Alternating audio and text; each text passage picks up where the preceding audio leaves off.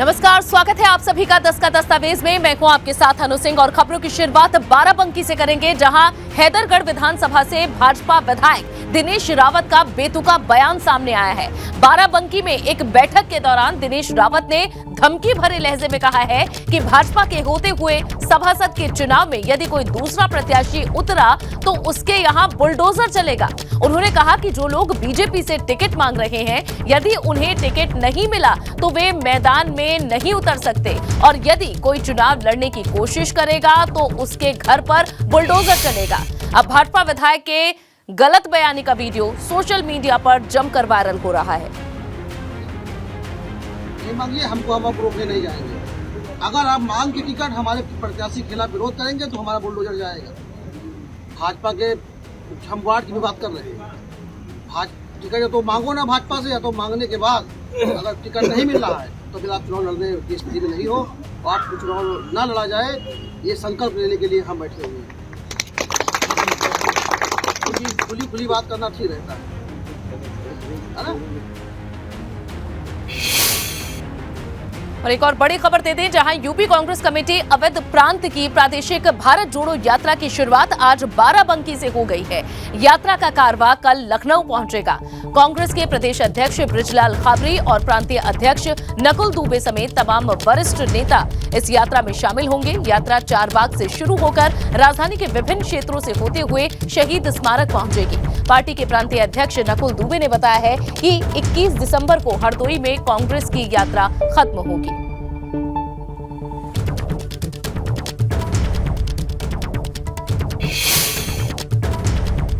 यात्रा में सबसे खास बात तो ये रही कि आज सैकड़ों की तादाद में ब्लाइंड बच्चों ने उसमें हिस्सा लिया। वो यहाँ आए, फिर यहाँ से बाराबंकी गए, वहाँ उन्होंने ध्वजारोहण में हिस्सा लिया।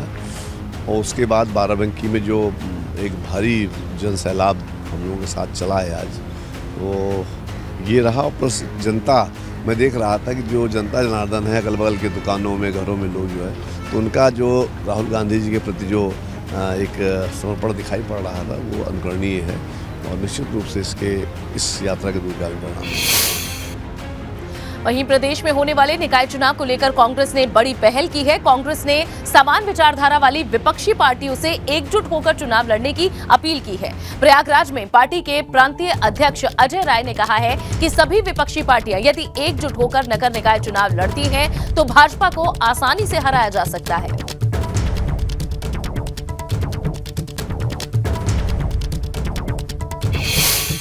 प्रयागराज जो प्रांत है मेरा, इसमें 2 नगर निगम हैं, एक प्रयागराज में, दूसरा काशी। ये सबसे पवित्र भूमि है जहाँ प्रयागराज में जहाँ हम लोग खड़े हैं। निश्चित तौर से यहाँ पर ये कांग्रेसियों का गढ़ रहा है और निश्चित तौर से कांग्रेस यहाँ मजबूती के साथ इस बार नगर निगम में अपना झंडा गाड़ेगी, बुलंद करेगी और इस बार हम लोग प्रयागराज में नगर निगम मेयर का चुनाव जीतेंगे। अब बहुतायत संख्या में हमारे पार्षद सभासद यहाँ पे कांग्रेस की इस अपील पर देखना होगा कि बाकी पार्टियों का क्या रुख रहता है। बहरहाल आगे बढ़ेंगे। वाराणसी में काशी तमिल संगमम कार्यक्रम चल रहा है, जहां काशी तमिल संगमम में आज केंद्रीय मंत्री अनुराग ठाकुर भी पहुंचे। यहां उन्होंने काफी देर तक कार्यक्रम का आनंद उठाया। इस दौरान केंद्रीय मंत्री अनुराग ठाकुर आम जनता के बीच बैठे, ताली बजाकर उन्होंने तमिलनाडु के कलाकारों की हौसला अफजाई की। तस्वीरों में आप साफ देख सकते हैं केंद्रीय मंत्री अनुराग ठाकुर कैसे ताली बजाकर तमिलनाडु के कलाकारों का हौसला बढ़ा रहे हैं।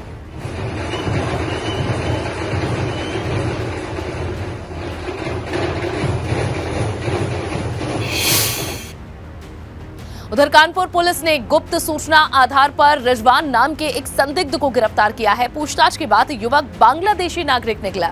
इसके बाद पुलिस ने परिवार के सभी 4 लोगों को भी गिरफ्तार कर लिया।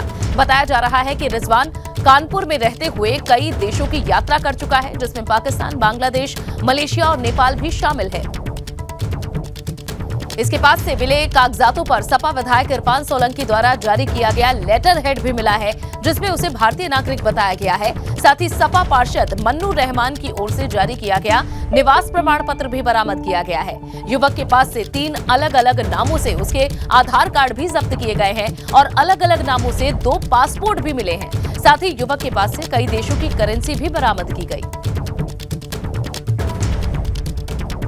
बांग्लादेश के खुलना का रहने वाला है, जो कि भारत का मूल नागरिक नहीं है, उसके पास से आधार कार्डों का पाया जाना, फेक आधार कार्ड का बनना, मल्टीपल पासपोर्ट्स का होना, उसके परिवार के पास 2-2 पासपोर्ट्स का होना और उसके द्वारा फॉरेन करेंसी रखना, एक सीमा से ज़्यादा इंडियन करेंसी कैश रखना और साथ में तमाम ऐसे कागजात मिलना जो कि एक गंभीर परिस्थिति की ओर इशारा करते हैं।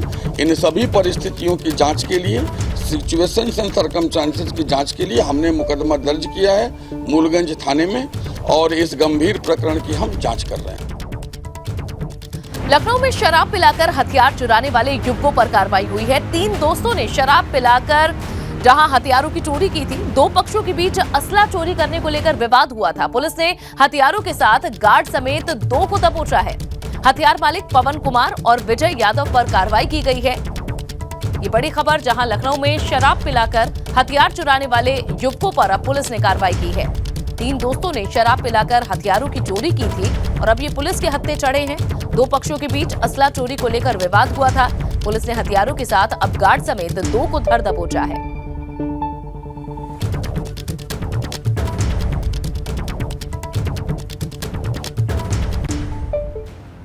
और अब खबर मुरादाबाद से। मुरादाबाद पुलिस ने 6 बदमाशों को गिरफ्तार किया है। पुलिस ने डकैती की योजना बनाते हुए 6 अपराधियों को धर दबोचा। अपराधियों के पास से हथियार और लूट के सामान भी जब्त कर लिए गए। चोरी की 2 बाइकें, 5 मोबाइल फोन बरामद हुए हैं। मझोला पुलिस ने नया मुरादाबाद में बदमाशों को दबोचा है। मुरादाबाद पुलिस ने 6 बदमाशों पर यह कार्रवाई की है, उन्हें गिरफ्तार कर लिया है। पुलिस ने डकैती की योजना बनाते इन 6 अपराधियों को धर दबोचा है। अपराधियों के पास से हथियार और लूट का सामान भी जब्त हुआ है।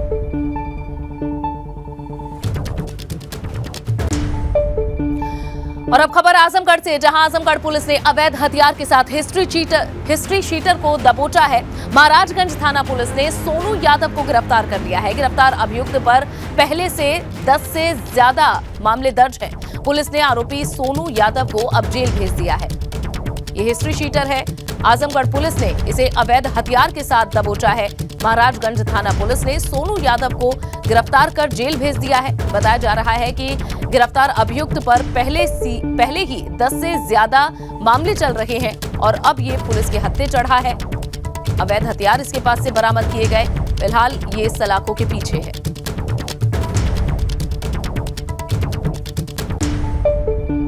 बढ़ेंगे खबरों में आगे। दिल्ली में जयंत चौधरी और चंद्रशेखर आजाद की मुलाकात हुई है। आरएलडी के राष्ट्रीय अध्यक्ष जयंत चौधरी से मुलाकात की है चंद्रशेखर आजाद ने। आजाद समाज पार्टी के राष्ट्रीय अध्यक्ष हैं चंद्रशेखर आजाद। दिल्ली में इन दोनों की मुलाकात हुई है, जहां उपचुनाव के नतीजों के बाद मुलाकात हुई है और आगे की रणनीति पर मंथन किए जाने की भी चर्चा है। आपको बता दें कि सहारनपुर के खतौली में जो जीत आरएलडी को मिली है, उसमें एक बड़ा श्रेय चंद्रशेखर आजाद को खुद जयंत चौधरी ने दिया और दिल्ली में इन दोनों की मुलाकात भी अब हुई है। उधर लखनऊ में भाजपा की आज एक बड़ी बैठक हुई, जहां बैठक में मैनपुरी और खतौली उपचुनावों में हार के साथ ही निकाय चुनाव पर चर्चा हुई है। बैठक में बीजेपी प्रदेश अध्यक्ष भूपेंद्र चौधरी समेत पार्टी के तमाम बड़े नेता मौजूद रहे। बैठक के बाद भूपेंद्र चौधरी ने कहा है कि नगर निकाय चुनाव को लेकर सहयोगी दलों के साथ समन्वय बनाया जाएगा। हालांकि इस पर अंतिम फैसला लेना केंद्र का विषय है। उन्होंने कहा कि भाजपा निकाय चुनाव में प्रदेश की सभी सीटों पर अपने सिंबल पर चुनाव लड़ेगी। वहीं मैनपुरी और खतौली के नतीजों पर उन्होंने कहा है कि आगे संगठन में बैठकों के जरिए इस पर गहराई से समीक्षा की जाएगी।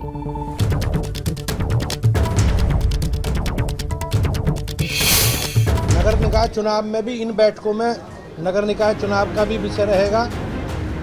भारतीय जनता पार्टी ने अपने संगठन के स्तर पर इन चुनावों की तैयारी हम लोगों ने की है। अब आरक्षण फाइनल होने के बाद, अधिसूचना जारी होने के बाद हमने अलग अलग स्तर पर स्क्रीनिंग कमेटी, चयन समिति बना दी हैं। उनके द्वारा प्रस्तावित होकर नाम, क्योंकि हमारे यहाँ चयन की प्रक्रिया है, प्रत्याशी चयन की, उस चयन की प्रक्रिया को हम लोग पूरा करके और पूरी मजबूती के साथ भारतीय जनता पार्टी नगर निकाय चुनाव में जाएगी। अमरोहा में कांग्रेस नेता नसीमुद्दीन सिद्दीकी ने गंगा घाट पर पूजा की है। विधि विधान से पूजा कर भारत जोड़ो यात्रा का उन्होंने शुभारंभ कर दिया है। कांग्रेस के पश्चिम के प्रांतीय अध्यक्ष है नसीमुद्दीन सिद्दीकी। तस्वीरें जहां दूषित राजनीति को खत्म करना ही भारत जोड़ो यात्रा है, ये उनका कहना है। सैकड़ों कांग्रेसी कार्यकर्ताओं के साथ गंगा घाट पर उन्होंने पूजा अर्चना की। ये तस्वीरें नसीमुद्दीन सिद्दीकी ने गंगा घाट पर पूजा अर्चना की है। अमरोहा की ये तस्वीरें हैं जहां विधि विधान से पूजा कर भारत जोड़ो यात्रा की शुरुआत कर दी गई है। समाजवादी पार्टी के राष्ट्रीय अध्यक्ष अखिलेश यादव अपनी पत्नी डिंपल यादव के साथ वृंदावन पहुंचे और यहां दोनों नेताओं ने बाराबंकी मंदिर में बांके बिहारी मंदिर में पूजा अर्चना की और ठाकुर बांके बिहारी जी का आशीर्वाद भी लिया है। मैनपुरी लोकसभा विधानसभा उपचुनावों में जीत के बाद अखिलेश यादव पहली बार डिंपल यादव के साथ वृंदावन के बांके बिहारी मंदिर पहुंचे और यहां विधि विधान से पूजा अर्चना की है। डिंपल यादव ने भारी जीत यहां हासिल की है मैनपुरी के लोकसभा उपचुनाव में और उसके बाद भगवान का आशीर्वाद लेने दोनों को। प्रधानमंत्री नरेंद्र मोदी ने आज देश में स्वास्थ्य के क्षेत्र में 3 चिकित्सा संस्थानों का उद्घाटन किया है। प्रधानमंत्री नरेंद्र मोदी ने वर्चुअली गाजियाबाद के कमला नेहरू नगर स्थित यूनानी चिकित्सा संस्थान का उद्घाटन किया। कार्यक्रम में गाजियाबाद सांसद और केंद्रीय राज्य मंत्री वीके सिंह भी मौजूद रहे। यहां 381 करोड़ की लागत से यूनानी संस्थान को बनाया गया है। इस संस्थान में 14 चिकित्सक संबंधित बीमारियों का इलाज होगा। संस्थान में कई तरह की तकनीकी मशीनों को लगाया गया है। केंद्रीय राज्य मंत्री वीके सिंह ने कहा कि गाजियाबाद की जनता के लिए ये एक बड़ी सौगात है। राज्यसभा सांसद अनिल अग्रवाल भी इस कार्यक्रम में पहुंचे थे, लेकिन सीट नहीं होने के कारण वे नाराज होकर कार्यक्रम का बहिष्कार कर चले गए। इस पर गाजियाबाद के सांसद वीके सिंह ने कहा है कि अगर आयोजकों से गलती हुई है तो वे जवाब देंगे।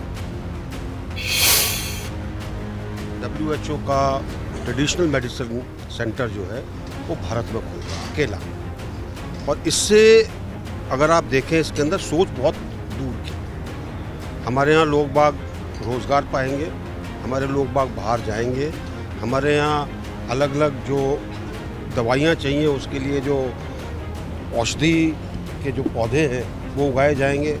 तो 1 मार्च 2019 को इसकी नींव रखी गई थी। उसमें शायद आप लोग में से कई लोग मौजूद थे, और उसके बाद अब ये पूरी तरह से फंक्शनल है, पूरी तरीके से तैयार है। पिछले 1 महीने में ट्रायल के तौर पे चल रहा है और 500 के करीब OPD रोज़ाना आते हैं। अब ये और बढ़ेगा। बरेली की आला हजरत दरगाह से जुड़े मौलाना शाहबुद्दीन रजवी ने कहा है कि अगर कॉमन सिविल कोड जबरन थोपा गया तो मुसलमान इसे कबूल नहीं करेगा। आला हजरत दरगाह से जुड़े संगठन ऑल इंडिया मुस्लिम जमात के अध्यक्ष रजवी ने कहा है कि कॉमन सिविल कोड से देश का सामाजिक ताना बाना बिखर जाएगा। सामान्य नागरिक संहिता ये एक ऐसा इशू है जिस पर हिंदुस्तान में रहने वाले तमाम तबकात के लोग, तमाम समुदाय की आबादी कोई भी मुत्तफिक नहीं है। अगर इसको लागू किया गया तो समाज का ताना बाना बिखर जाएगा, खाने की ज़िंदगी मुतासिर होगी, शादी ब्याह निकाह वरासत के तमाम मामलात बहुत ज़्यादा प्रभावित होंगे और बाहर की दुनिया में हिंदुस्तान की जो शान है अनेकता में एकता, इस शान पर धब्बा लगेगा। खबर जेवर से, जहां जीएसटी की टीम की छापेमारी का विरोध हुआ है। छठे दिन की छापेमारी के दौरान व्यापारियों ने विरोध किया। व्यापारियों ने कहा है कि अगर इसी तरह छापेमारी होती रही तो वे आंदोलन करेंगे इसके खिलाफ। रेड करने पहुंची टीम का विरोध किया गया। व्यापारियों ने इसके खिलाफ नारेबाजी की। जीएसटी टीम के अधिकारियों को विरोध का सामना करना पड़ा। ललितपुर में जीएसटी की छापेमारी का व्यापारिक संगठनों ने विरोध किया। दरअसल 2 दिन पहले ही जिला अधिकारी को ज्ञापन देकर जीएसटी छापेमारी का विरोध जताते हुए व्यापारिक संगठनों ने कहा था कि जीएसटी छापेमारी बंद होनी चाहिए, इसका हम विरोध करते हैं। छापेमारी से व्यापारियों का शोषण हो रहा है। वहीं सदर विधायक राम रतन कुशवाहा ने कहा है कि नियम के विरुद्ध कोई भी काम नहीं किया जाएगा।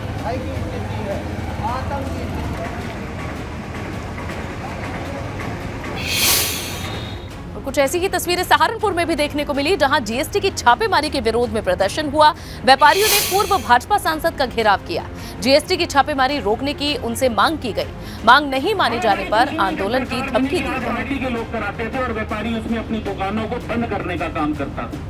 पूरे प्रदेश में उत्तर प्रदेश के एक एक ज़िले के अंदर एक एक नगर इकाई द्वारा और ज़िला इकाई द्वारा इस तरह का प्रदर्शन भारतीय जनता पार्टी के वरिष्ठ नेताओं का घेराव करके आज किया गया है, जिसका उद्देश्य केवल एक है कि पिछले कुछ दिनों से लगभग एक सप्ताह से लगातार व्यापारियों के यहाँ पर जीएसटी के छापे किए जा रहे हैं। और केवल जीएसटी की बात नहीं है, श्रम विभाग द्वारा भी अधिकारी सड़कों पर हैं, विद्युत विभाग द्वारा भी अधिकारी सड़कों पर हैं, आपका बाकी सभी विभाग, चाहे वो खाद्य विभाग हो, जीएसटी का विभाग हो, सभी सड़कों पर व्यापारियों का उत्पीड़न करने में लगे हुए हैं। तो आज इसके विरोध में पूरे उत्तर प्रदेश के अंदर इस अभियान को आरंभ किया गया है। सहारनपुर उद्योग व्यापार प्रतिनिधि मंडल द्वारा माननीय मुख्यमंत्री श्रीमान योगी आदित्यनाथ जी के नाम एक ज्ञापन दिया गया है। उसमें उनके द्वारा यह अपील की गई है कि जीएसटी विभाग और अन्य विभागों द्वारा छापेमारी की कार्रवाई ना की जाए। हमने उनसे ज्ञापन लेकर और आदरणीय मुख्यमंत्री तक पहुंचाने का आश्वासन दिया है। समस्त जो अधिकारीगण हैं उनसे इस संबंध में हम वार्ता करेंगे। व्यापारियों का उत्पीड़न ना हो किसी भी रूप में। बहुत ही ईमानदारी से सहारनपुर का व्यापारी कार्यकर्ता आया है, ये विषय हम हर स्तर पर रखेंगे। और अब एक हादसे की खबर हरदोई से मिल रही है, जहां भीषण सड़क हादसे में 3 लोगों की जान जाने की खबर है। बाइक सवार 3 राजमिस्त्री को अज्ञात वाहन ने रौंद दिया। बिहानी कोतवाली क्षेत्र के बंडरवा के पास यह हादसा हुआ है। बिहानी जहानीखेड़ा मार्ग पर भीषण सड़क हादसा हुआ, जिसमें 3 लोगों की जान गई है। हरदोई में भीषण सड़क हादसे में 3 लोगों की मौत की खबर है। बाइक सवार 3 राजमिस्त्री को अज्ञात वाहन ने रौंद दिया। फिलहाल शवों को पोस्टमार्टम के लिए भेजा गया है। बिहानी जहानीखेड़ा मार्ग पर यह भीषण सड़क हादसा हुआ है।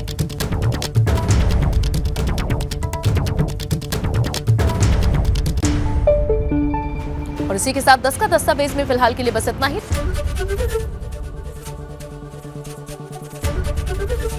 एबीपी गंगा, खबर आपकी, जुबान आपकी।